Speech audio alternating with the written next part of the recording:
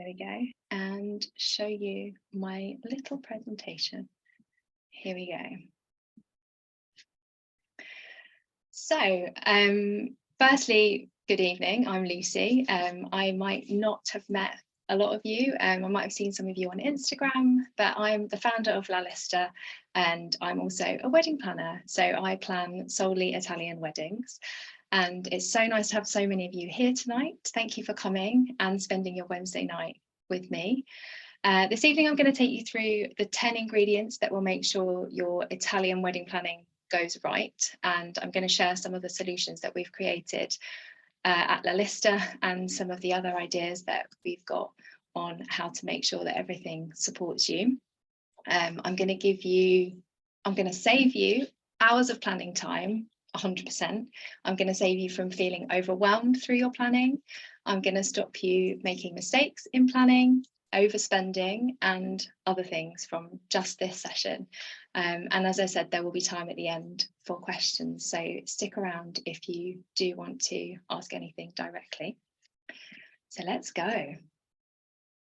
First off, this is me. This is back in 2013 when I'd been engaged for about an hour. And as you might notice, I'm in Florence. My husband and I sat in this bar and we talked about how much we loved Italy and wanted to have our wedding there. I wanted an incredible once-in-a-lifetime experience with my friends and family, and I knew that only Italy could give me what I really wanted. I wanted to share amazing food with everyone under the sunshine and get married in a quaint Italian town. I wanted to watch my friends sip Prosecco, eat gelato in the square, and just dance outside until, well, as late as we could. We managed to go to 5 a.m, so it was pretty good going. I only had €20,000 to spend, and I had 120 guests that I wanted to invite. And I had 9 months to plan our wedding, so it was quite the challenge. But this was 9 years ago now. And that smile did not last for long. So when we got home, the reality hit, and we wondered whether our guests were going to be able to come to Italy for our wedding, what it would actually cost to have our Italian wedding dreams, and how we were ever going to make all of the things happen. And Italy suddenly felt like a million miles away. At the time, I worked in events, so I thought I could do it. I thought I could plan my wedding. I loved a challenge. We already had the villa, and we slowly pieced together some of the elements of our wedding. But then we were introduced to a catering manager called Danielle, who became like our fairy godmother of a wedding planner. She helped solve all of the problems that we couldn't manage, and she is now my wedding planning partner. So I manage Whisker and White, and she is the other half of Whisker and White. But that's another story for another time. So 9 months later, we did it. We got married in Italy, and you guys don't even know what's coming. An Italian wedding is so good. Through all of the ups and downs of planning, despite lots of challenges, we ended up having the very best day of our lives, and our guests still talk about it now, almost 10 years on. So everything that I do now for La Lista and for my own wedding planning, it's all kind of from this moment where I was kind of frustrated at the start of planning with the planners, with the options available to me, and the process and lack of transparency in planning an Italian wedding. So since then, I've planned over 250 weddings in Italy, and I've learned that Italian wedding planning really does take a very unique approach to doing things. And that's what this 10 steps will cover for you, is my way of getting through that unique environment of planning an Italian wedding. So let's go. Step 1. Get organised. It's easy to say, but you really do need to have your shit together when you plan an Italian wedding. It is quite an undertaking, and being organised really is the foundation to spring off from. So it can reduce overwhelm. There's a lot of information out there about planning an Italian wedding, and it will save you time. I'm sure you're really busy, and you're not going to have loads of time to invest in your wedding planning. Even if you have a planner, you're going to want to understand this whole experience the best you can for yourselves, because even the best planners find it hard to communicate how this whole thing is going to go for you. And so knowing quite a lot about it yourself is going to bring you calm and comfort of this experience. I see a lot of people get overwhelmed at the start by consuming too much information. And I know we created La Lista and it's full of information and it's quite ironic, but it's not quite the right thing to do, to just go off and read everything, because there's a lot of information out there that is outdated. It's other people's opinions, so it's not always kind of fact or right. So it's quite good to just get organised and know where to start and what to do when. So the first thing to do here to get organised is to get the information you need to establish kind of where you are in the wedding planning journey and the world. So I mean that by kind of seasonality. So like right now, people are planning weddings for this year, for next year, and for 2025. And they're all at kind of, there's different places that you should be on each of those journeys if you're planning weddings for those years. So trying to identify where you should be on that trajectory is a good place to start, because then you know how quickly you're going to need to move and how much pressure you're going to actually be under, and you can assess whether you want to go for the year that you think you do, or whether you actually need a little bit more time and you might push your wedding back. It just gives you that sort of that information and insight. And you can get that from somewhere like La Lista, or you can speak to planners and kind of try and find out what their timelines are and what they're working to. That will help you get started. You also need to create a budget. And I know this isn't the most fun thing to do, but I truly don't believe that you should even really start planning an Italian wedding until you know whether you can achieve what you want to do here. So if you can get a budget estimate together, and alongside this, a guest estimate, so you know how many guests that you are planning for and budgeting for, that is the 3 things that you need to do to get started. If you find that right now you're further along in planning, so you're not right at the beginning at this stage, and you don't have an understanding of where you are in the process, so the timeline that you should be tracking on, or you don't have a budget estimate, I'd really encourage you to get these in place now, because they can still help you now. They'll help you know what to do when, and they'll stop you missing out on things or trying to do things when, like, literally suppliers just won't reply to you because they're on holiday or it's wedding season. So there's all these kind of factors that come into it. And obviously a budget empowers you to make the very best decisions that you can for your wedding, and obviously not overspend as you go along. The second thing that you need to do is stay focused. This picture makes me laugh because it's my brother-in-law, and if he knew I was using it, he'd probably be really embarrassed. Very serious. But staying focused is knowing what you want and staying clear on that and kind of true to that. And there's a step that I do at the beginning of planning with my clients, which is to do something which I call the scope. So we talk through the entire wedding that they sort of imagine that will happen.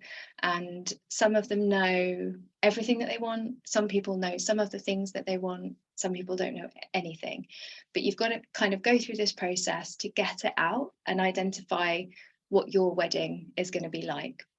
And from here, you can build the budget. So if you know all of the elements that you think you might want, you can then build the budget. If you know you want a really good photographer and that's going to be a priority for you throughout your planning, then you can allocate budget accordingly. If you know you've always wanted musicians, or you've always wanted a gelato truck, you've kind of got all of that into your plan from the start. And when potentially other ideas come in or people's opinions come in, whether that's friends or family or other things, if you get a bit distracted by Pinterest or what you see on Instagram, you're not going to go too off track. And some of those things may be really valid and you may want to add them in, but you're kind of going to stay true to the things that were important to you from the start. Staying focused is also about doing the right things at the right time. So there is just a process and an order in which to plan an Italian wedding. And going through this will, again, reduce your stress, your overwhelm. It will stop you doing too many things at once. And it helps you deal with certain decisions in the right order. There's some things you can't do until you have done the earlier things. So it kind of takes all of that into account. We have a document called the Ultimate Tracker in our shop, which has the whole steps, the full thing that we take all of our clients through when we're planning Italian weddings. It's all there for you, but there'll be other ways that you can get this information. There's some snippets of it on our website. And if you have a planner, they will definitely have their own way of kind of doing this and taking you through the process. So you can ask them for their version of that. Okay, the third thing, the rest are shorter. These first ones are a bit longer. The third one is get support. So this is just so important. And obviously right now you might not know that if you're at the start of planning, you don't really know what's ahead. But I would just say that support of some kind is vital. And I obviously found that out when I started planning my Italian wedding. So no matter who you are and what skills you have, if you haven't planned a wedding in Italy before, then you should really just get this for yourselves. It's a wild ride, and it's not like anything else that I've ever done. For some reason, I've chosen to do it as my job, but you're investing in so many other professionals throughout your wedding. The professional support here in this bit that means that you definitely get your wedding right, to me, is the ultimate thing that you need to invest in. And it definitely maintains your sanity throughout planning. But there's loads of ways you can get support. So I don't just mean having a wedding planner.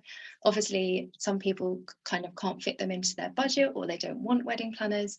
So there's other ways. So there's full planning where you have a planner throughout. There's planners that offer partial planning and just day coordination. There's services, loads of planners offer a call that you can have with them where you just have an hour-long phone call if you've got problems or things that you want to ask them about. Some planners offer venue finding, so they just do that first bit for you and get that right. And that really is a place where planners add loads of value, is finding the venue. There's obviously memberships like the club, and there's loads of tools and downloads and things out there available. So just finding a way to have some form of support is crucial. Obviously, there's loads of free online advice. And again, I give that, so take this with a pinch of salt. But I just would say be careful when consuming some of this, because in its nature, it's free and no one is going to be kind of checking that and making sure that it's accurate. And it's going to get out of date quite quickly. So the wedding industry moves very fast at the moment, and things change quite a lot. Obviously, post-COVID, it's changed massively. So anything that's more than sort of 2 years old probably doesn't really apply anymore. So just remember that when you're reading things online. Brace yourself for the next bit, because I'm going to tell you that something goes wrong at every wedding. So problems happen at every wedding, and I just don't want you to be dealing with them. So this is another area that support, I think, is really important. Even if you assign someone to help you, like a bridesmaid or a groomsman, they probably don't have the information or the full skills to be able to solve it. I mean, speaking Italian for a start, probably not. They're going to probably come to you, and they're probably going to affect how your day goes. And it's easy to think now that you wouldn't mind if someone came and did that on your day, but I really don't think you'll want that to happen on your wedding day. You're going to be in it trying to have the very best time. You're not going to be wanting to kind of solve things. So I'd seriously consider, if there's time or budget, having someone that can just come and help you. Maybe it's your venue, they've got a venue coordinator that you can pay a couple of €100 more to be there on the day, or a wedding day coordinator, just to really kind of let go and let that happen. And not put too much on your guests either, because if you do give them roles, I've seen quite a lot of them get quite stressed about it, because they obviously want it to just be so good for you. But it can actually mean that they don't fully enjoy the day because they're so kind of pressured and under stress as well.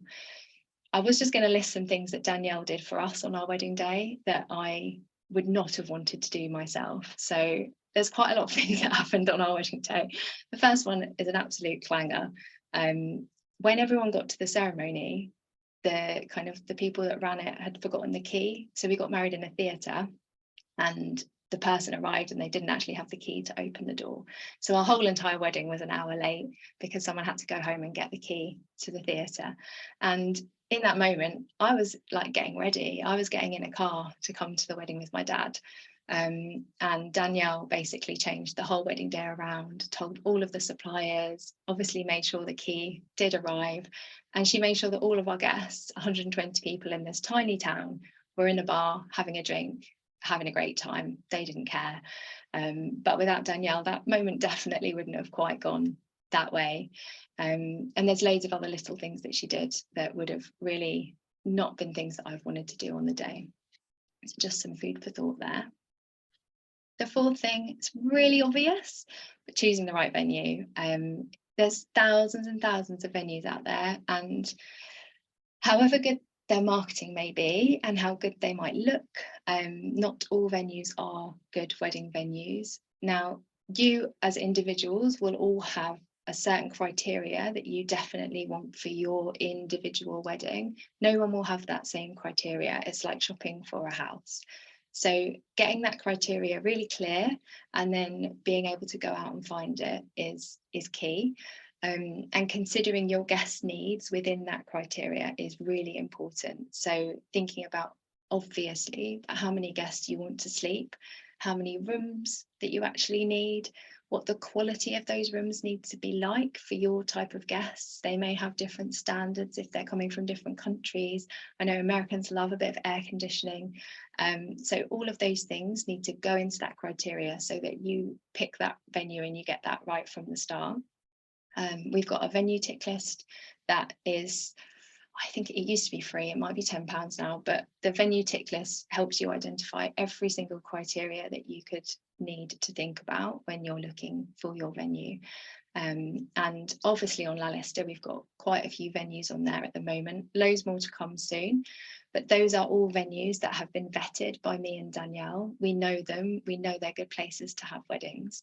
And if you don't see your venue on there or you're considering a venue, then feel free to reach out to us and just DM us. You know, our word is not gospel, but if you do want an opinion and you're not sure, then we'd be really happy to just give you our opinion.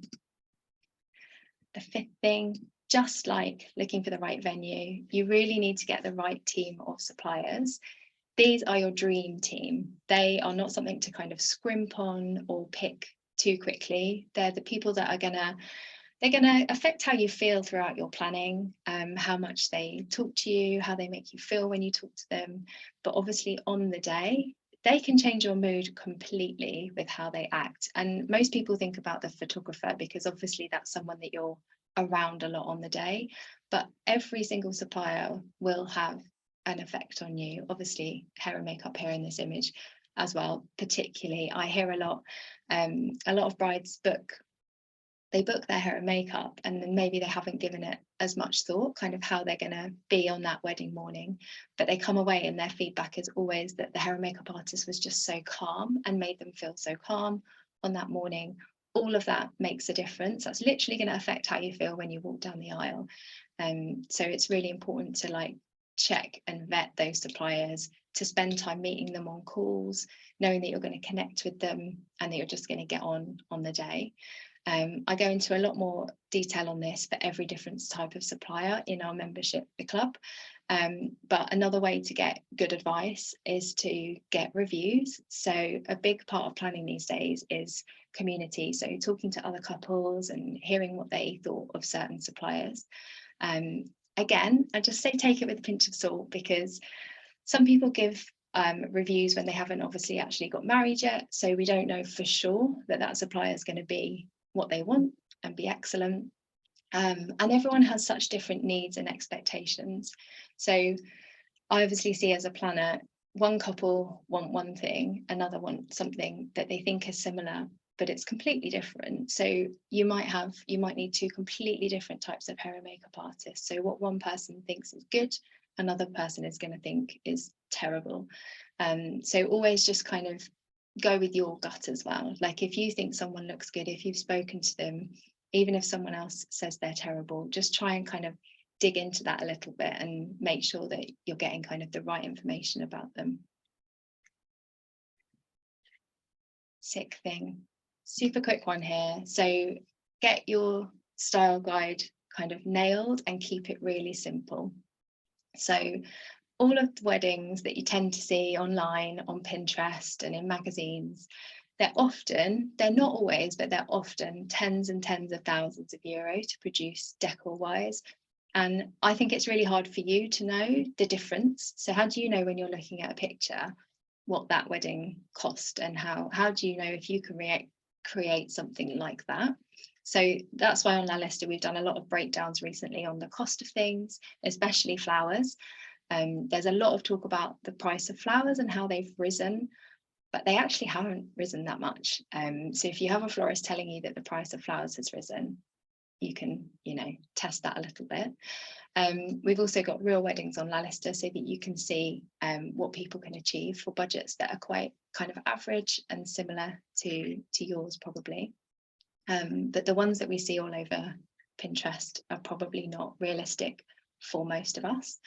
My biggest challenge when I'm styling weddings is when I have a budget that's less than about 10,000 euro. And I know that probably sounds like a lot of money, but 10,000 euro is probably the kind of lower end of a decor budget these days. And it's very quick and easy to actually get to 10,000 euro spend on decor. You can do amazing things with this budget. And I'd say that even smaller weddings will probably spend about 10,000. So make sure you don't under budget for this, because decor often comes right at the end when you're planning. If you've kind of spent on everything else, you may have overspent in some areas. The decor's the bit that tends to get chipped away from. But actually that can lead to disappointment when you get there because you can't have what you thought you could. Just watch out there. So my way to achieve this, I'd say scrap Pinterest. Obviously, you've probably got a Pinterest board and you want to gather inspiration, but create your own style. It can just be like a 1 or 2 page mood board where you've kind of got maybe some colours, you might have some favourite flowers that you like, but you're just trying to get like a general feeling of the space and the dinner that you're going to have. I always lead with the dinner, that's why I'm talking about it. But when it comes to styling, it's the first thing I style. Gives me a sense of everything. But you can brief your florist like this. So you could literally just show pictures of a kind of general atmosphere or how a wedding looks overall, rather than individual elements. And the thing that confuses suppliers the most is when you send lots and lots of images and they're all quite different. So obviously you might like lots of different things, but the more you can kind of hone in on maybe a couple of different routes or colours would probably be the best way to go, to just get the clearest kind of response back and a proposal that's more aligned with what you actually want from your wedding. Sorry, Lucy, sorry to interrupt. I have one question. That you're talking about the 10,000 euro decor budget, like roughly, does that includes flowers, I presume, does it?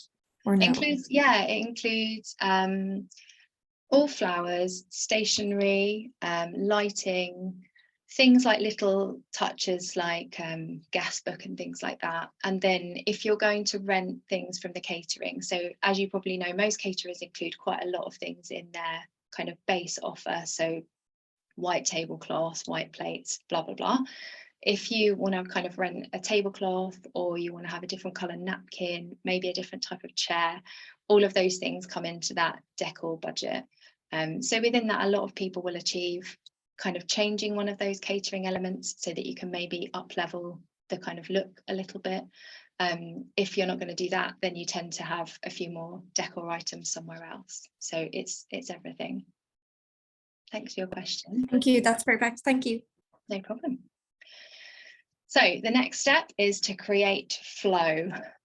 What I mean by this is just make your day feel really smooth, and it's something that gets commented on by guests, just how kind of calm and smooth it felt. And obviously there's loads and loads of planning that goes underneath that, but you want your day to just flow really nicely. It makes your guests feel relaxed, it makes you feel relaxed, and it's not something that just happens. So it takes planning to get this flow feeling, and it also takes action on the day. Again, I've got a tutorial on this in the club where I take you through like how to build a timeline, and a timeline that's kind of flexible, because you also don't want a timeline where you're just rigid and you can't take up the opportunities that may be presented. So I can't even think of an example, but you just don't always know what's going to happen, and that's great. So I bloody love planning, but there's nothing better than a moment that you didn't expect, where you can just kind of spend 10 minutes doing something different, something off plan. These moments kind of need to fit in as well into this plan. But the thing that I cannot stand, and it makes me literally feel uncomfortable at weddings, is what I call the sticky moments. So where guests look a bit bored, or like the energy was up here and then it's dropped a bit, or like time's been wasted, people are looking around and they don't know what they're doing. All of these things give me the chills. And so a good timeline that's really well thought through, and someone to move that timeline along, is the key to making sure that those things don't happen. And if you've got some support like a planner, obviously this is their job and they should take you through this timeline kind of construction. And if you're doing it yourself, or you've got your planner, kind of not challenge it, but ask the questions. Kind of think about how people are going to move from different areas and how that's going to feel kind of calm and flowing. You've probably all been to lots of weddings, so you've seen the bits where it goes well, and probably the sticky bits that I've mentioned. So they tend to be in certain points of the day, and they tend to be when you move people around. So if you can just kind of limit those, I think a real key here is having an MC, so somebody that announces the kind of moving between the different parts of the day. That really gels everything together. And often that's a kind of good friend or a family member that's a bit confident and that can just get on the mic and do that. And they're a great tool for someone like me. When I need to move the day along, I can just go to that MC and say, now it's time to introduce dinner. They do their bit and everybody moves. It's just a wonderful tool. So have a think about having one of those.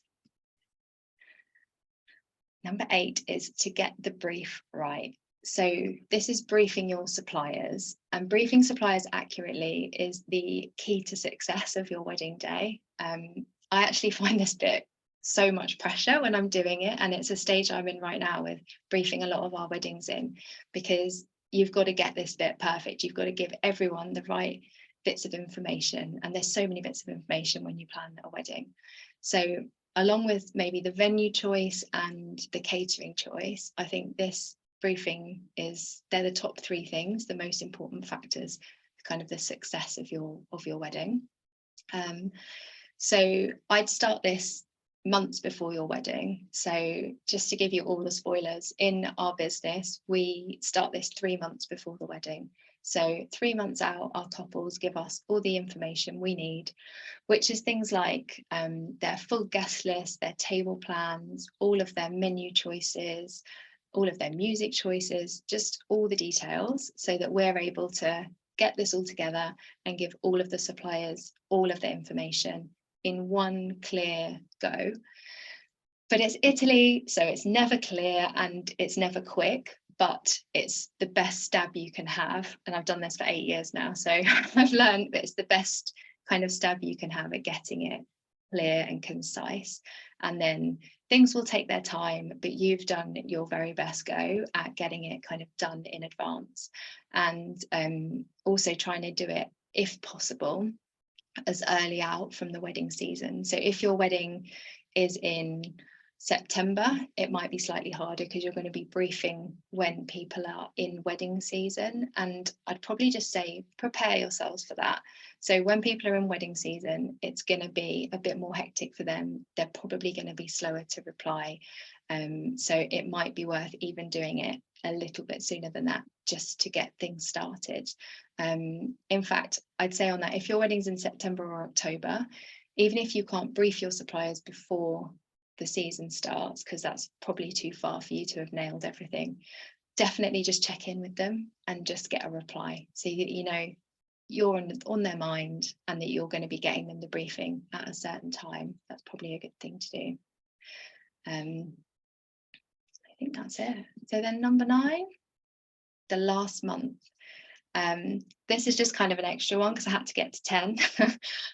But in the last month of planning, you're going to have a lot on your mind. So You're going to have guests that are starting to get really excited, and that's lovely, but they're probably going to start to ask you questions. There's going to be some annoying guests that didn't read anything yet, and they're like, oh my God, your wedding's in a month. I need to book somewhere to stay. It's all just going to start to come to you. You're going to be packing, you're going to be buying your outfits for like your welcome night. There's going to be a lot going on. So, you know, this is where I really want you to kind of enjoy this last month instead of kind of having any stress. And that's where all of those earlier things have come in, especially the briefing. If you leave that close to your wedding, this last month is going to be hectic because you're going to have suppliers emailing you back and forth, or even your planner is going to be contacting you and emailing you back and forth. You're going to be needing to kind of make payments and things like that. So it's good to just get as much of it done in advance as you can, and give yourselves kind of a deadline if you can on things. So especially shopping, I see loads of people in this last few weeks kind of panic and go and buy a load of crap that they don't need for their weddings. Like, they didn't want favors, so they didn't choose the really nice ones, but then 3 weeks out they're like, oh God, we need favors, and then they go and buy something kind of rubbish. So just try not to do that. Just focus, stay on that focus list that you've got. You'll have had everything calmly briefed into your suppliers if you follow the plan. And you might just have like a check-in with your planner just before you head out to Italy, but you should be arriving in Italy knowing that like all the wedmin is pretty much done and that you can just enjoy that lead up to your wedding. This isn't something I'd planned to mention actually, but I also overcommitted majorly to the jobs that I had when I got to Italy. So because we didn't have much of a budget, I made all our flowers, we designed almost everything, and we kind of sourced the drinks for our bar. There were so many things that we did ourselves, and it meant that I was so busy the kind of 3 or 4 days before our wedding. I was quite tired. It was quite stressful making sure that we had everything together. I mean, it was a bit of adrenaline as well, but it meant that also I missed out on being around my friends and family as much because I was doing all of this stuff. So it's one of those things as well that you probably wouldn't know until you're in it, but just take it from me. If you can limit the amount of things that you commit to doing yourselves when you get to Italy, I'd absolutely recommend doing that. Even if it saves you a little bit of money, it to me wasn't worth it. I'd rather have spent the money. So there you go. Notes from an old lady who got married 10 years ago. And the final thing, this is going to sound really preachy, but I was a complete control freak and a planner addict. And as I said, I sort of designed everything for our wedding. And I really didn't know if I'd be able to let go of our wedding and enjoy it fully. But I actually did, and it was a miracle. The moment came on the day where I just got up and I managed to just completely let go. I can't tell you how, but it just naturally happened. I think it might just be Italy. You know how you feel when you're in Italy and everything feels kind of calm, and it was a beautiful sunny day. But I had planned so many little intricate things and I just didn't care about them anymore. I just cared about going and seeing all of the people and having that day, and it made it amazing. If I'd been there checking all of the decor was out and right and switching on the lights that I'd put in every olive tree, which is something that we did, I just wouldn't have been in my day. So I know, again, it's hard when you're planning because you want all of these things, but when you're there, you probably won't really care about them as much. You'll just want to be with the people and you'll want to be enjoying kind of the bigger things that you've planned, like the food and the experience in general. A lot of brides say the same. They wouldn't have noticed some of the things that they'd taken so much time to plan. Maybe their guests did, and I do still believe it adds something to the day, all of the little touches, but it's just to say, I think you'll hopefully find that you can let go. If you've had a calm experience of planning, you should be able to just enjoy it, and you deserve to, because you spent a lot of time planning it and you probably invested a lot of money in it as well. So that's it from me. I did promise that I would tell you the number one mistake that everybody makes, but maybe actually spoiler before I do that. Shall I just open up to any questions before I go through that, if you've got any? You can type them in the chat or you can unmute yourself.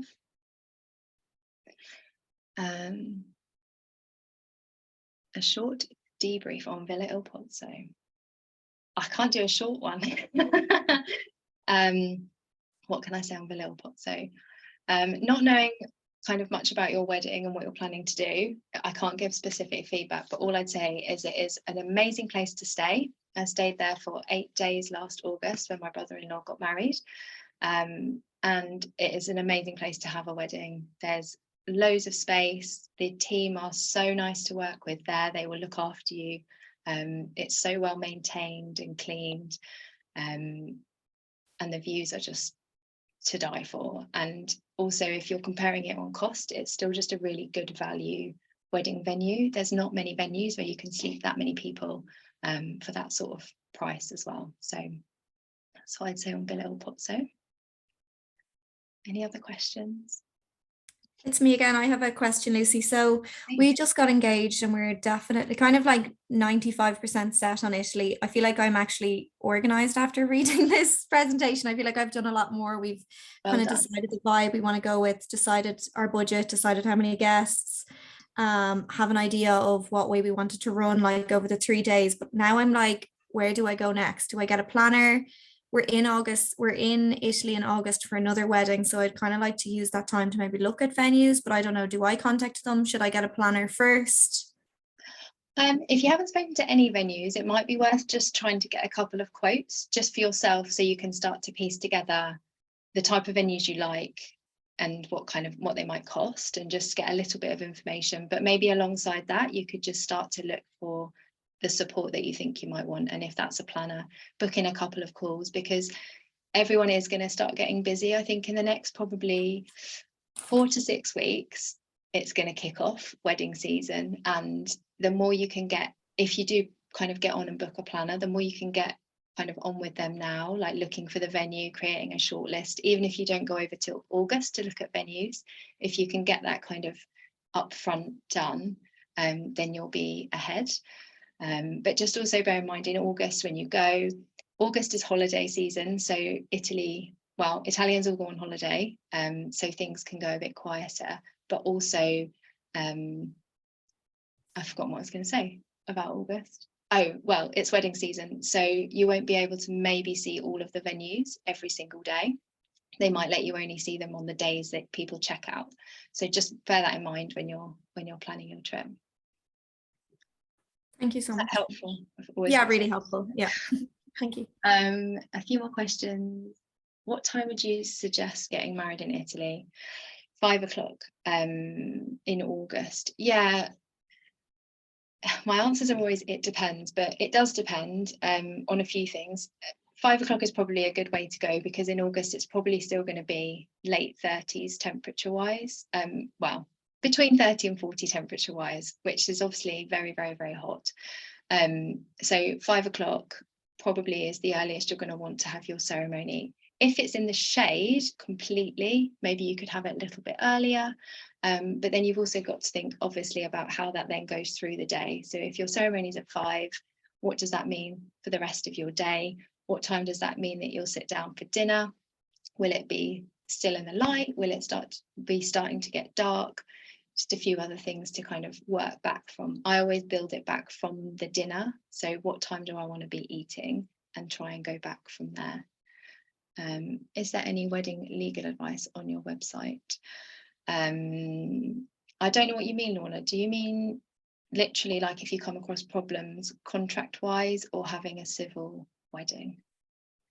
No, so yeah, when it comes to civil weddings, because I think I heard that you have to be civilly married where you are actually resident. So I'm not sure if that's the correct advice or not, whether you have to do something in England legally before you go and get married in Italy.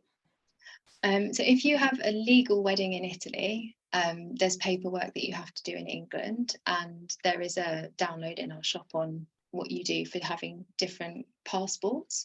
So English passports, Australian passports, you need to do different processes. If you're just having a symbolic wedding in Italy, then there's no kind of regulations at all. You literally can just go and do what you want. Okay, great. I'll look on the website. Thank you. That's okay. Have you heard of Badia Tilbuono? I haven't, but I will now Google it. and have a look. But just if you want to DM us, Natalie, I'll have a little look and then I'll come back to you. If you have a legal ceremony, is it hard to transfer paperwork to the UK? So you should get a bilingual wedding certificate from your town hall that you get married in. And so you can just use that anywhere. So you use that to change your passport, your driving license, everything. Sometimes it can take them a few weeks to get it to you. That's the only thing, but it's all fine.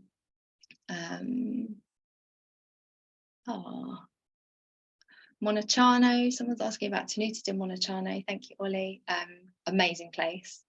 All I've got to say is it's just incredible. You've probably been there, but the views are amazing. Great place to work, lovely team, great indoor options, and they filmed Killing Eve there, which is a cool clanger.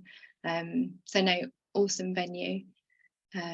Gosh, there's so many questions. I might just go on to my last little bit and then I can answer any more, because people probably want to get on with their evenings. So I'm just going to show you these 3 things because I think they're really important. I promised one mistake that I'd tell you that everyone makes when they're planning, but I couldn't pick one, so I've got 3. The first one is people don't put a buffer into their budget.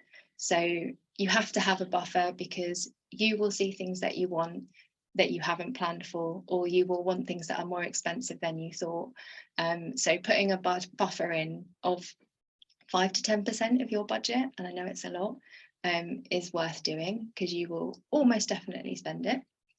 The second thing that everybody does is underestimate what guests are going to cost you.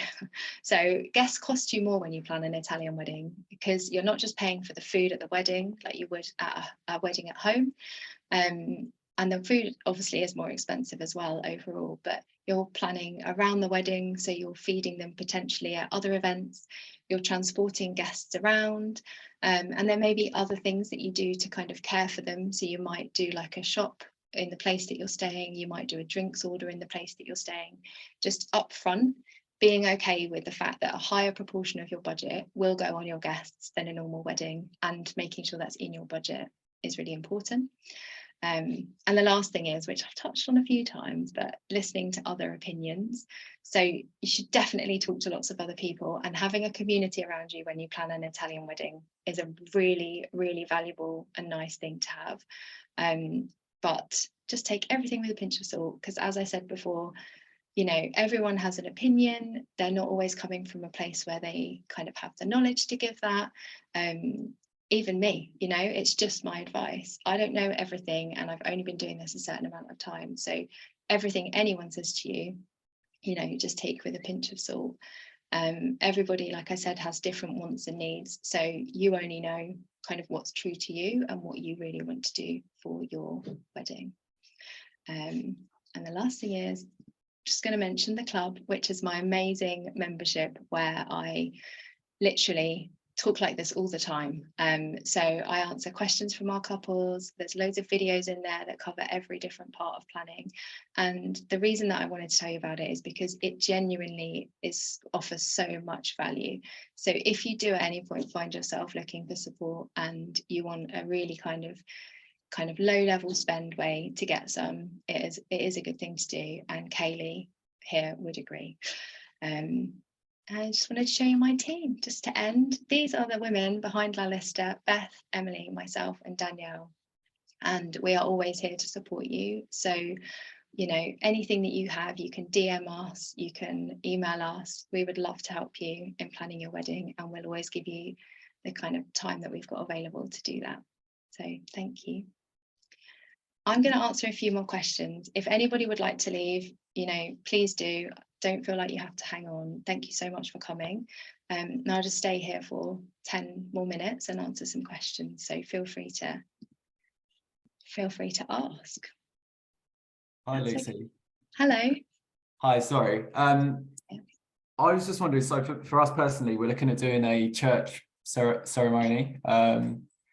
Now, like a couple of the venues like kind of have a church on site that we could have it done at, but I just thought if we had to go into like the nearest town, for example, what's typically like the transport cost to get all the guests there and back? Yeah. How many guests have you got? So we're looking at like 60 to 70 guests. Okay, so what I do is, how many does your venue sleep? Well, the one we're looking at is, I think it's the Masseria in Basilicata, outside of Matera. Wow. But that looks like it's like pretty in the hills kind of thing. So I didn't know if it's going to be like a bit of a ball ache and quite expensive to get everyone shipped into Matera and then back out again. I don't want to put you off, but the further south you go in Italy, the harder the logistics get. So if you're quite relaxed and you're cool with it being a little bit relaxed, maybe like buses being a bit slow or late and things like that, then I'd go for it. I think buses that seat about 28 people to do like a journey to and from that's not that far away, they can still cost like €600 just for like getting somewhere and back again.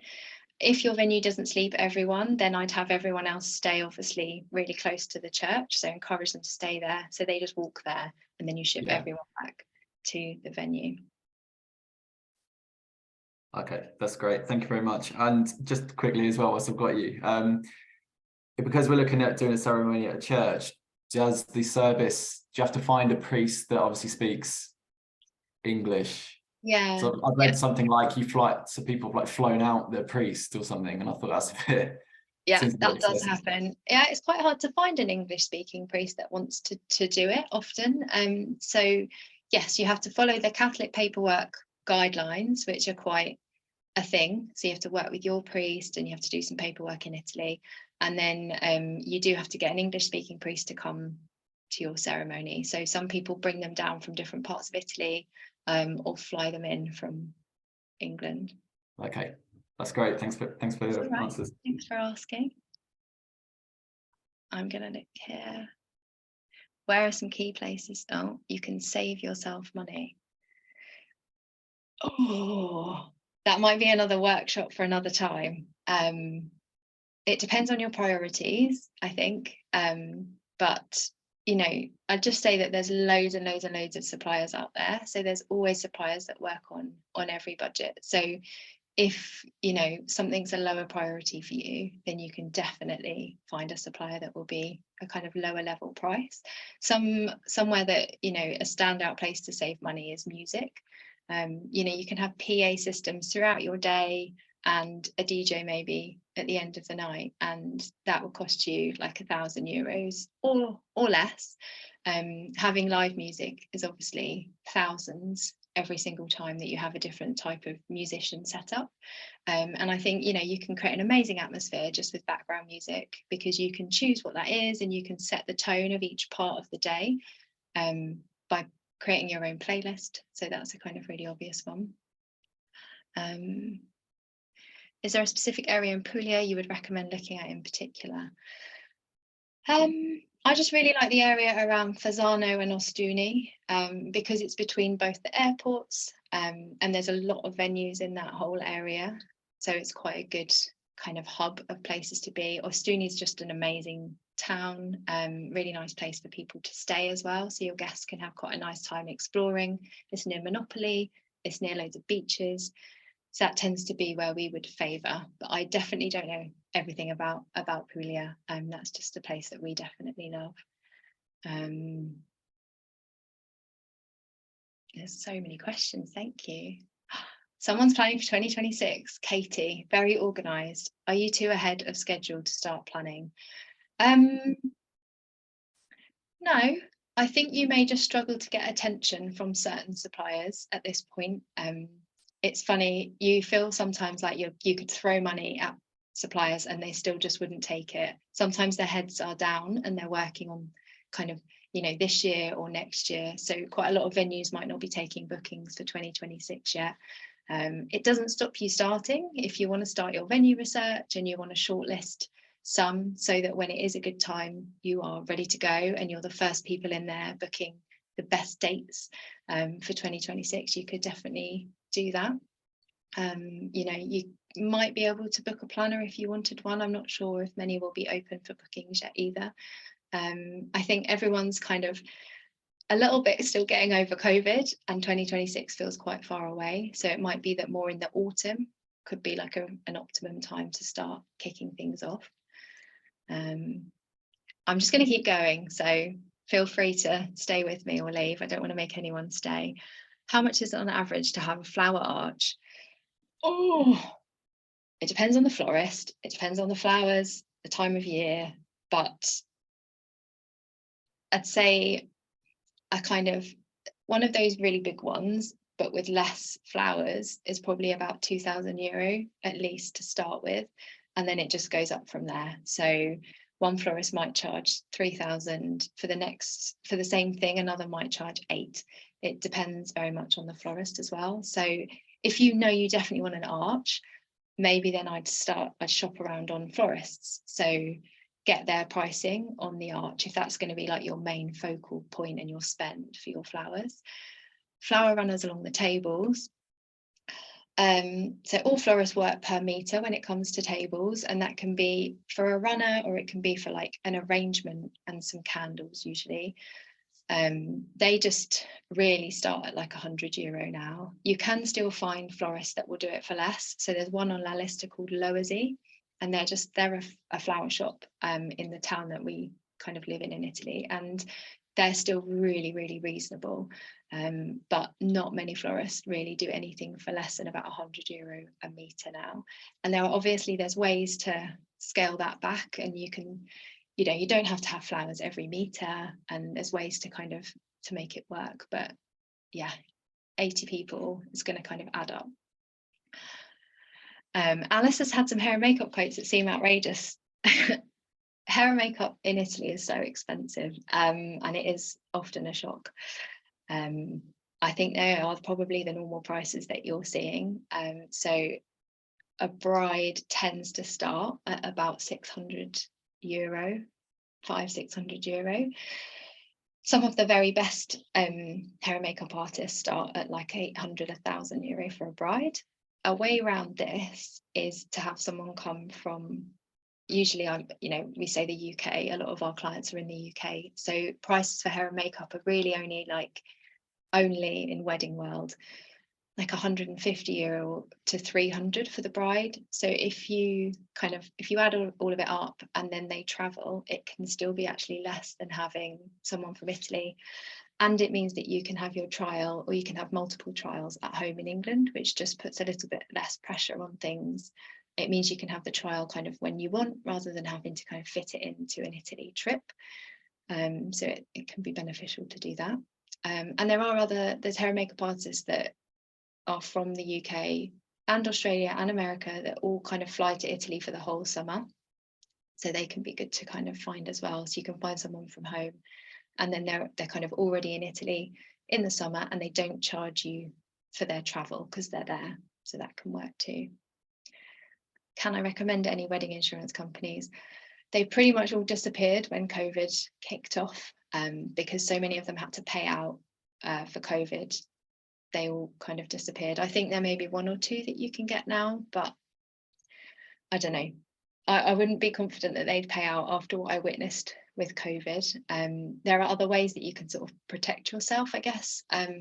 When you're paying for things, you can pay for them on a credit card, and that offers a little bit of protection. And obviously just having good contracts with suppliers is key anyway. But that can also make sure that you're covered. What happens to your deposit if they cancel, if your wedding gets moved, things like that. Just making sure those clauses and things are all in there.